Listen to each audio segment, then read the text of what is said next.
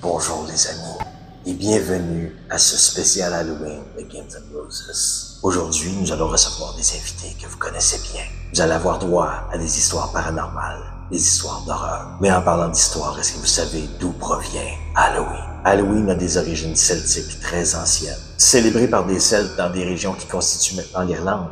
Cette fête avait des connotations religieuses parce qu'on croyait dur comme fer qu'à cette période de l'année, le monde des vivants chevauchait celui des morts, afin de permettre aux esprits de revenir hanter les vivants. Lorsque le christianisme s'est répandu dans ces régions, l'Église a alors cherché à christianiser les traditions païennes existantes. La fête de Toussaint a alors été instaurée afin de célébrer tous les saints connus. Mais la veille de Toussaint, c'est-à-dire le 31 octobre, est devenue connue sous le nom de All Hallows Eve, la veille de Toussaint, qui par la suite a été raccourcie pour devenir Halloween. Ce sont les immigrants irlandais qui ont apporté la tradition d'Halloween en Amérique à la fin du 19e siècle. Bien sûr, la fête a évolué pour inclure divers costumes, les citrouilles sculptées, les maisons hantées et bien sûr les bonbons. Halloween est désormais une des fêtes les plus populaires étant célébrée dans plusieurs parties du monde. Pour certaines personnes, cette fête représente la fête des morts, de l'occultisme et du...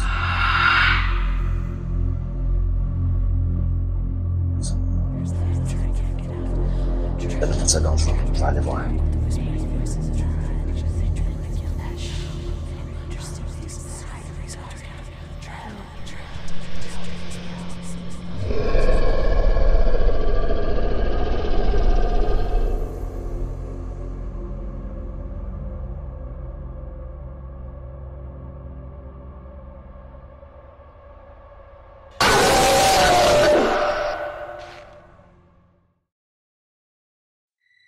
Il était une fois, dans une maison abandonnée au fond des bois, résidait un sombre secret.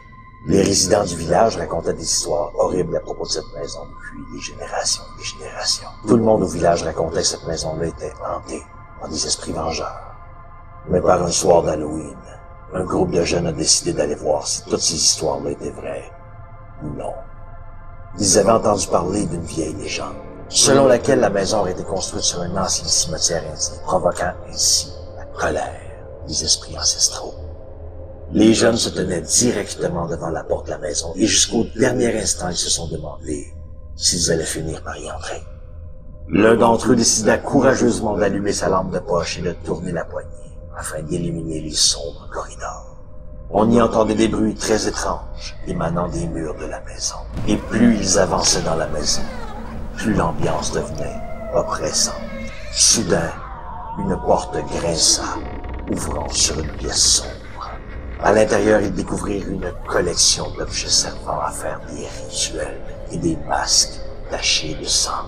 Le plus vieux des jeunes toucha un des masques et une énergie glaciale envahit la pièce. Et une voix, avec un accent, murmura « Vous nous avez réveillés ».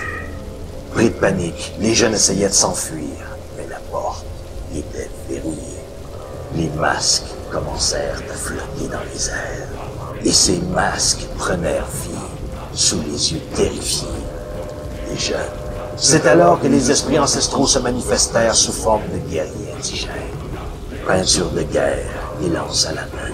Ils tournoyèrent autour des intrus, poussant des hurlements de rage.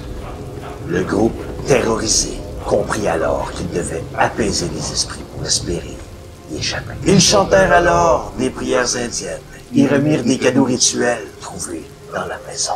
Les esprits se calmèrent peu à peu, devenant de plus en plus translucides. Les esprits disparurent dans l'obscurité et les jeunes furent délivrés. Ils sortirent de la maison en courant, en jurant de ne plus jamais y retourner.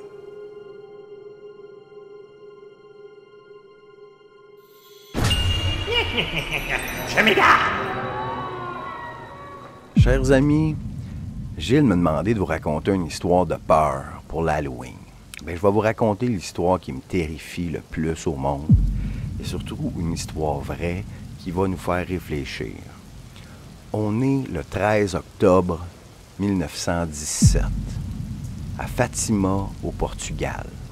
Plus de 70 000 personnes se sont rassemblées dans un champ parce qu'ils avaient entendu dire qu'à chaque 13 du mois, depuis 6 mois, la Sainte Vierge apparaît à 3 enfants bergers qui sont là. Le mot s'est passé et là, plus de 70 000 pèlerins sont là pour voir ce qui va se passer. Beaucoup sont sceptiques, sont là pour rire des enfants ou de rire des croyants, mais voici ce qui va arriver. Durant la matinée, toute la journée, il pleuvait à boire debout. 3 pouces d'eau dans le champ, tout le monde est trempé à la lavette. Mais autour de midi, en l'espace d'un instant, le soleil sort d'à travers les nuages et va prendre toutes sortes de couleurs, va se mettre à flasher, à bouger. Les gens vont être terrifiés, croient que c'est la fin du monde et que le soleil va venir s'abattre sur la terre. C'est ce qu'on croit, mais au moment où le soleil fait ses acrobaties dans le ciel et change de couleur, tout ce qui est mouillé devient sec instantanément. Les vêtements, le gazon, tout est sec. Donc, on a passé à de la pluie battante, à une magnifique journée où tout est sec instantanément. À ce moment-là, les gens sont convaincus que c'est un miracle. Les gens se tombent à genoux, pleurent et pendant des dizaines et des dizaines d'années, il va y avoir des témoignages des gens qui étaient sur place, qui ont été témoins du miracle de Fatima. Mais la Sainte Vierge n'est aperçue que par les enfants. Mais ce miracle-là va faire en sorte que les gens vont savoir que les enfants disaient vrai. Et ce que les enfants vont nous apprendre, il y a 3 révélations très importantes. Une de ces révélations-là, c'est la Sainte Vierge qui demandait aux enfants. Les enfants devaient demander au pape de bénir la Russie en 1917. La Russie, à ce moment-là, était sur le point de tomber aux mains des communistes, et ce sera le cas. Et la Russie ne sera pas bénie jusqu'en 1942. C'est en 1942 que le pape va exécuter la demande des enfants de Fatima, qui n'étaient plus des enfants à ce moment-là. Une autre révélation, c'est qu'on va apprendre l'existence de cette révélation-là seulement à l'an 2000. Dans cette révélation-là, ça nous parle de la fin des temps, mais surtout de la fin de l'Église et du dernier pape. Dans cette vision-là, on nous explique que le pape traversera la ville de Rome, qu'on croit la ville de Rome, et puis la ville sera complètement détruite, à moitié détruite. Il montera en haut d'une montagne où il va avoir un crucifix, et le pape sera fusillé par des soldats. Et après, les soldats vont fusiller les évêques et les prêtres. Ça sera la fin de l'Église. Et puis, on va recueillir le sang du pape et des évêques pour les martyrs avec lesquels ils irriguent les âmes qui s'approchent de Dieu. La première des révélations, par contre, c'est à mon avis la plus importante qui a rapport avec nos vies. Donc, bénir la Russie, ça n'a pas rapport avec nous autres. La fin des temps, on ne peut rien. Mais la première des révélations est, à mon avis, la plus importante et la plus terrifiante. La Sainte Vierge fera ouvrir la terre devant les enfants pour que les enfants aient une vision de ce que c'est l'enfer. Les enfants vont voir de leurs yeux l'enfer. Donc, si le miracle est vrai, il est bien documenté, les enfants disent vrai. Si les enfants disent vrai, l'enfer existe. Si l'enfer existe, c'est le plus grand danger qui est au-dessus de nos têtes. C'est la chose la plus terrifiante au monde. La description de l'enfer pour l'éternité. Donc ça, c'est important de se rappeler que nos actions qu'on pose dans nos vies peuvent avoir des répercussions. Et puis les 3 enfants de Fatima, qui s'appellent Lucie Santos, son frère François et Jacinthe Marteau, nous disent que l'enfer existe. Ça a une répercussion sur nos vies. Faites-en ce que vous voulez, mais pour moi, ma plus grande peur sur cette terre n'est pas sur cette terre. Je le garde. Hello tout le monde. Soirée Halloween. Comme je dis toujours à mes gars, nous autres on décore pour l'Halloween, puis on décore pour Noël. Le petit Jésus a sa fête, le petit diable aussi a sa fête. Moi chicane, on n'aime pas ça chicane. Histoire d'horreur ce soir, moi j'en profite pour vous conter des anecdotes que j'ai vécues personnellement sur mon milieu de travail. Anecdote numéro 1, bien simple, bien rapide, je vous mets en situation. Vous rentrez au travail dans un hôpital, le soir, un petit peu en avance, un petit peu en retard, mais un des deux, vous croiserez pas gros de monde. Donc là, vous arrivez, puis il faut que vous vous rendiez, vous passez vos corridors, qu'il n'y a personne, corridor d'hôpital, puis là, tu arrives à l'ascenseur. Tu rentres dans l'ascenseur, les portes se ferment, tu pèses sur le piton parce que moi, je m'en allais au 3e étage. Puis là, les portes se ferment en avant de moi, et je sens l'ascenseur descendre. Et là, je tripe pas. Souvent, les ascenseurs dans les hôpitaux ont des portes en avant, ils ont des portes en arrière aussi des fois. Et puis là, l'ascenseur descend. Quand j'ai très bien pesé au 3 et que je suis seul dans l'ascenseur, j'arrive au 0 et les portes ouvrent derrière moi. Je me retourne et je découvre un corridor que je n'avais jamais vu. Un corridor sombre que je vois à peu près 10-15 mètres de long. Corridor de film d'horreur avec des tuyaux au plafond, bien froid en béton. Et je vois pas ce qu'il y a au fond. Et là, ton imagination tourne, puis t'imagines 56 000 affaires sortir de cette obscurité-là. Je te jure que tu pèses sur le piton pour fermer la porte.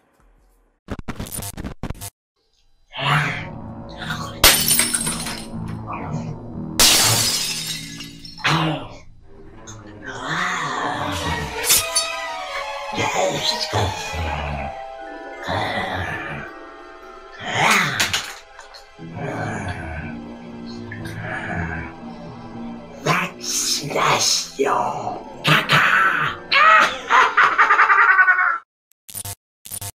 Il était une fois, dans un petit village isolé, au sommet d'une colline appelée Willow, où tous les habitants disaient que l'endroit était habité par les âmes des défunts. Chaque nuit, quand la lune était assez haute, dans la forêt, on pouvait entendre des murmures inquiétants. Il y a des siècles, on racontait qu'un puissant sorcier vivait sur la colline. Il avait tenté de conquérir la vie éternelle avec d'étranges rituels. Mais son arrogance avait un prix à payer. Un jour, il avait complètement perdu le contrôle de ses sorts, et les âmes des villageois décédés erraient dans les limbes entre la vie et la mort. Un jour, un groupe de courageux aventuriers ont décidé de percer le mystère de Willow. Armés de lampes de poche et de crucifix, ils se dirigèrent vers le village. On aurait presque dit que les arbres écoutaient, tandis que le vent soufflait très fort dans leurs branches. À minuit tapant, ils atteignèrent le sommet de la colline. Soudain, des ombres effrayantes commençaient à tourner autour d'eux. Des âmes errantes, des silhouettes vaporeuses au visage déformé par l'agonie. Les murmures firent de plus en plus fort. Et au-dessus d'eux, une voix sortant directement des ténèbres s'adressa à eux. C'était l'âme du sorcier maudit qui leur dit « Fuyez! Partez tous! Il ne faut pas perturber le royaume des morts! » Mais les aventuriers ne se laissèrent pas intimider, car ils avaient pour plan de libérer les âmes piégées. L'un d'eux récita une incantation puissante, éclairant la colline entière d'une lumière surnaturelle. Soudain, les âmes errantes furent enveloppées dans une lumière aveuglante. Et ils entendaient très clairement le sorcier maudit hurler sa douleur pendant que les âmes errantes étaient libérées, retournant ainsi vers le ciel. Ainsi, le calme revint enfin dans la ville de Willow, et les murmures dans la forêt disparurent à jamais. Et les habitants purent enfin retrouver la paix. Mais à chaque Halloween, les villageois allumèrent des bougies afin de commémorer le courage des aventuriers qui ont mis fin à la damnation éternelle de Willow. On s'égare. Il est de retour. Il n'épargnera personne. Le film de l'été.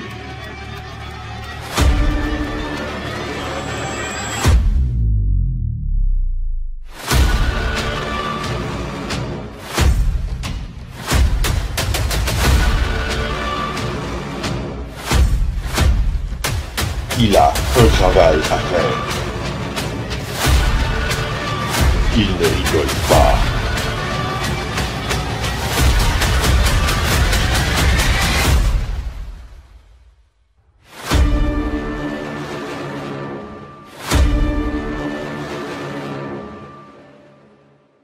Le vendeur de thermopompe 2.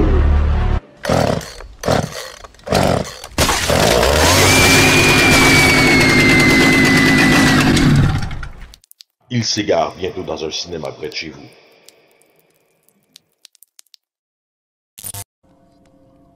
Hey, salut. Ça va être un 2 minutes sur le bord du poêle. À la chandelle. Pour te raconter l'histoire du chasseur. Le chasseur s'en allait chasser, traversant le champ pour atteindre le boisé. En chemin, il rencontrait un oiseau à moitié gelé. Ça fait qu'il l'a ramassé, puis il l'a mis sous son manteau pour le réchauffer. Fait que là, l'oiseau s'est réveillé tranquillement, puis pit. Le chasseur, un peu tanné, il a trouvé une bouse de vache fraîchement chiée. Il a mis l'oiseau dedans pour le réchauffer. Puis il a sacré son camp. L'oiseau commence à avoir chaud, fait que pit, comprends-tu? Puis pit encore. Puis repit. Le chat qui passait par là entendit l'oiseau pit. Ça fait qu'il a passé aux côtés de la bouse, puis d'une seule bouchée, il a avalé l'oiseau. La morale de cette histoire. Celui qui t'a mis dans la marde n'est pas nécessairement un ennemi. Celui qui t'a sorti de la marde n'est pas nécessairement un ami. Puis si jamais t'es dans la marde, femme ta gueule. Je m'égare. Dans une vieille maison, au bout d'une ruelle sombre, vivaient Sarah et son fils, William. La maison avait déjà une histoire mystérieuse et sinistre, mais Sarah ne croyait pas aux vieilles légendes. Cependant, cette nuit d'Halloween allait changer sa vie à jamais.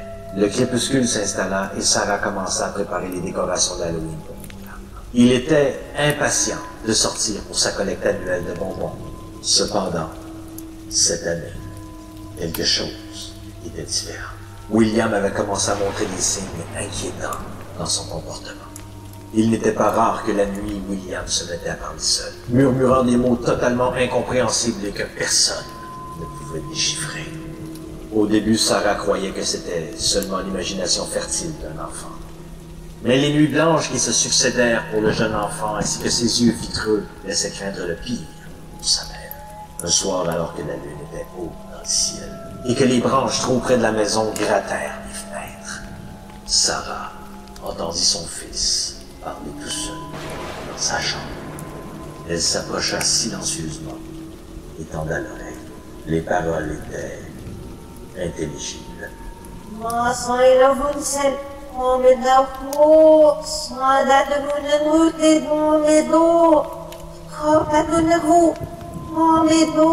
Une chose était claire. Quelque chose était en train de changer en William. Effrayée, Sarah prit William et le serra très fort dans ses bras. C'est alors qu'elle vit ses yeux, autrefois si doux et innocents, maintenant remplis de malice et de cruauté. et un sourire glaçant se dessina sur le visage de William. Mais il ne s'agissait plus du sourire d'un enfant. La nuit suivante, les événements prirent une tournure encore plus terrifiante. Sarah se réveilla en sueur, en pleine nuit, entendant des bruits de pas se dirigeant vers elle lentement dans le corridor sombre. Puis elle entendit William crier dans sa chambre. Elle fila, faisant abstraction des bruits de pas qui allaient dans sa direction. Elle ouvrit la porte et vit William. Son propre fils se tenait là, devant elle, flottant dans les airs avec le visage illuminé par une sombre lumière. Et cette fois, il semblait parler une langue ancienne.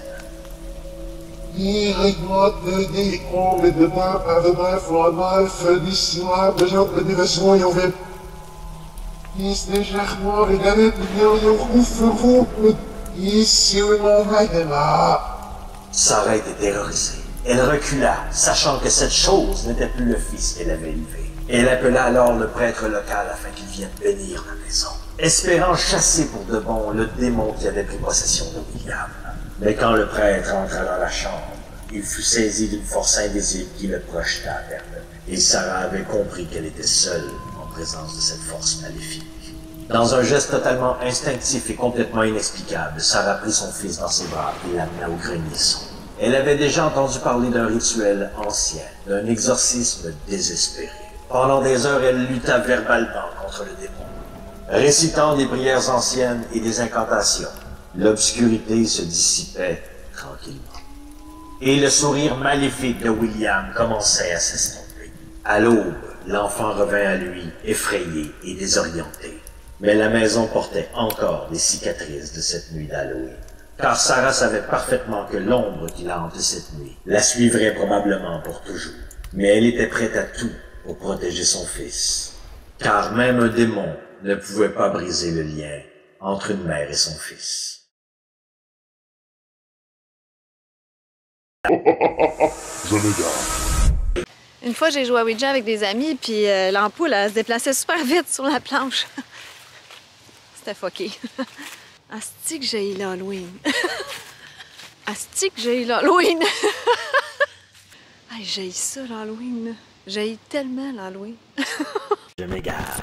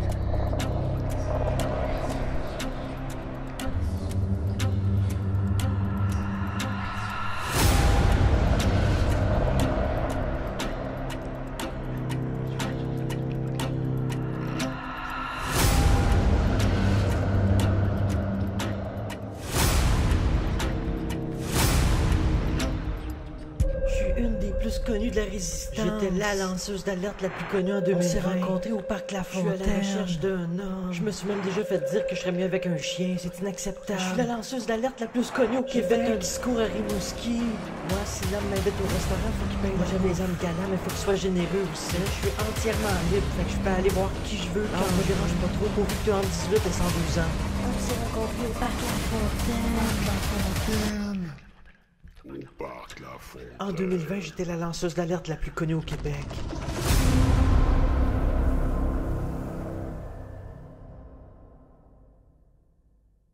Je m'égare.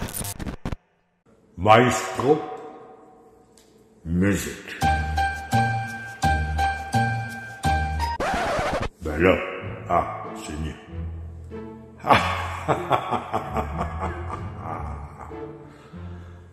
Comme toute bonne histoire, il était une fois, par une nuit glaciale. Le froid sortait de sa gueule, et, sur sa monture, il avançait, sortant de la forêt, à la recherche de chaumières qu'il visitait une à une pendant la nuit. Son trajet faisant, il arriva à une maisonnée où tous les volets étaient fermés et la porte bien barrée. Alors, il se demandait bien par où passer pour rentrer, connaître son larcin. Il vit au haut une cheminée. Il se dit, pourquoi pas, s'armant de tout son courage, il grimpa sur la cheminée, regardant à l'intérieur les 2 étages qu'il devait franchir pour arriver dans l'âtre de la maison. Alors, se faufilant, les jambes d'avant, des bras, il descenda dans ce long tunnel de suie où il évita de peu le feu de la cheminée. Alors, devant lui, il vit un verre d'eau et un biscuit. Je vais boire le lait.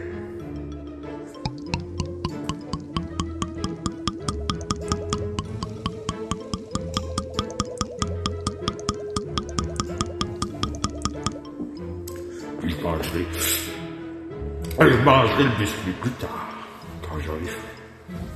À son grand étonnement, devant lui se trouvait un immense sapin. Qu'est-ce qu'un sapin fait d'un salon? Le sapin décoré de guirlandes, de boules, de couleurs et de lumière qui scintillent de partout. Le pauvre bougre se demandait bien où il était tombé.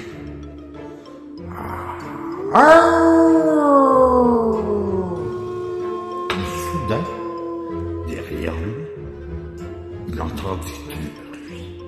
Regarde à gauche, regarde à droite, et entendit soudainement: c'est le Père Noël! Oh shit! Je me suis complètement trompé d'histoire,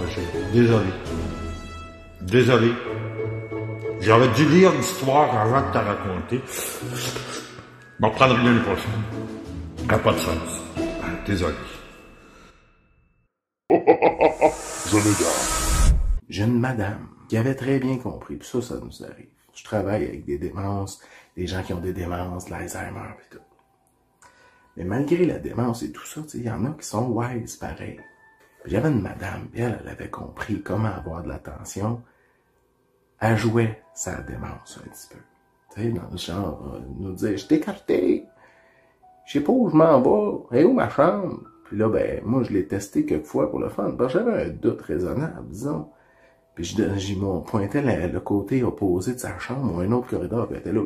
C'est même pas ça. Ma chambre est là-bas. Puis elle partait. Mais cette madame-là, c'est ça. Tu sais, nous autres, elle était rendus habitués. Elle venait cogner dans la fenêtre du poste, au poste d'infirmier. Elle cognait dans la fenêtre. Puis là, il disait comme, va-t'en dans ta chambre. On faisait juste signe, là, puis elle était comme, elle s'en retournait dans sa chambre. Ou on faisait signe deuxième. Elle savait que c'était la deuxième chaise qu'il fallait que ça s'assoie. Parce qu'elle pouvait faire ça 15-20 fois dans une nuit, si elle était moindrement agitée. Et une nuit qui était très agitée, écoute, on l'entendait arriver avec ses petits pas feutrés. Des petites pantoufles de Fantex qui frottaient au plancher. Puis là, ben, elle venait cogner dans la fenêtre. Puis elle a fait ça pas mal toute la nuit. Mais tu sais, pas de douleur. La madame, elle va bien, elle veut juste l'attention. Puis plus tu en donnes, ce genre de personnes-là, ça dépend lesquelles. Il y en a qui ça règle le problème, il y en a d'autres qui font comme, oh, ça marche, je vais revenir 50 000 fois. Fait que ça reste de même. Mais on s'entend que la madame, aucun signe de quoi que ce soit, aucune particularité, elle, comme d'habitude, est en forme, puis elle en a fait du marathon ce nuit-là. Au matin, la petite madame, moi je m'en vais, j'ai fini mon quart de nuit. Ben, la dite madame, quand ils l'ont installée pour déjeuner au matin, ils sont revenus pour prendre le cabaret. Et elle était tout simplement décédée. Elle s'est pas étouffée avec la nourriture, rien de ça. Son heure est arrivée. Il n'y avait absolument aucune cause particulière. Ça reste comme ça. Moi, je rentre le soir. Et en rentrant le soir, c'est là qu'on me dit ça. Madame Chose est décédée devant son lunch à déjeuner un matin. OK. Ça reste de même. Ben, je vous jure que le soir, j'avais 2 préposés qui travaillaient avec moi ce soir-là. C'était exceptionnel. Fait que là, les filles, les préposés étaient sur l'ordinateur à checker leurs horaires ou quoi que ce soit, pendant que moi, je taponnais à préparer mes pilules, mes affaires. Puis, un moment donné, l'atmosphère est venue bizarre, puis j'ai entendu pas... À la fenêtre exacte où Madame Chose venait toujours, j'entends un... Et là, le sang me glace dans les veines. Je me revire de bord, je regarde les préposés et je leur dis, je suis le seul qui a entendu ça? Et là, les préposés juste dans leurs yeux avant même qu'ils me répondent, je vois clairement qu'ils ont très bien entendu. Le dit. Les filles voulaient quasiment pas que j'y aille en pause pour pas qu'ils restent seuls au poste. Puis finalement, à 3 heures du matin, pour moi, Madame Chose, elle est juste montée vers la lumière, puis elle voulait nous agacer.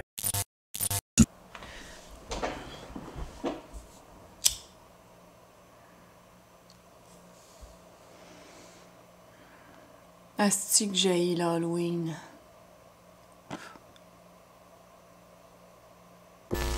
Parmi les histoires les plus troublantes des États-Unis, ma préférée reste encore celle du Mothman, l'homme papillon.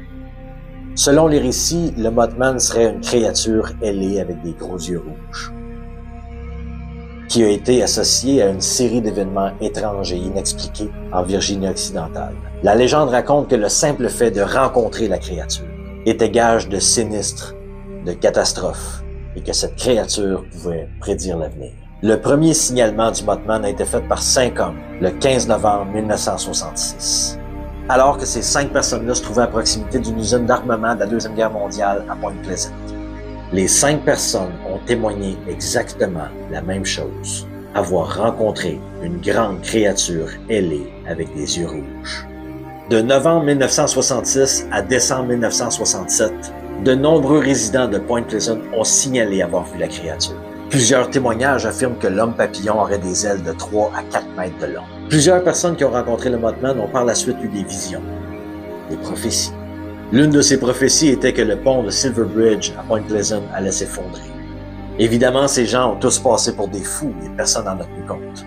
Mais le 15 décembre 1967, le pont de Silver Bridge, qui traversait la rivière Ohio, s'est effondré brusquement en pleine heure de pointe. L'accident a été tragique et a fait 46 victimes. Certains n'ont pas hésité 2 secondes à lier l'événement au Mothman, le considérant comme étant un présage sinistre. Après l'effondrement du Silver Bridge, les apparitions du Mothman ont mystérieusement cessé. Certains ont même stipulé que la créature avait été envoyée pour passer un avertissement, une prophétie, pour avertir les gens que le pont allait s'effondrer. Plusieurs théories ont tenté d'expliquer le Mothman. Des théories allant de l'hallucination collective à la créature surnaturelle.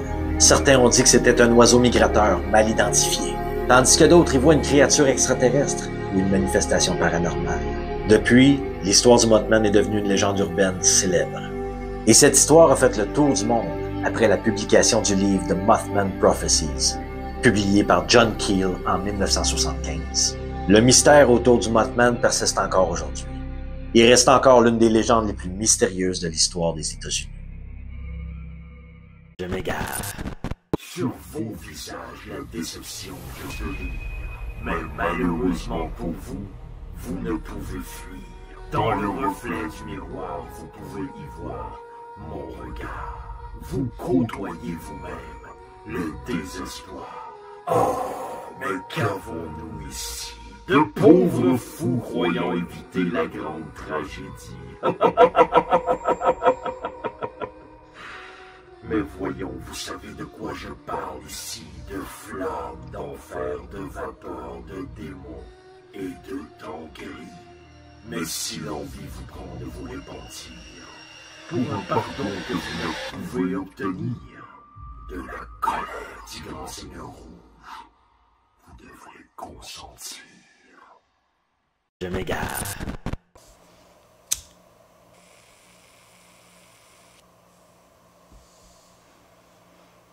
Asti que j'ai l'Halloween. Fail!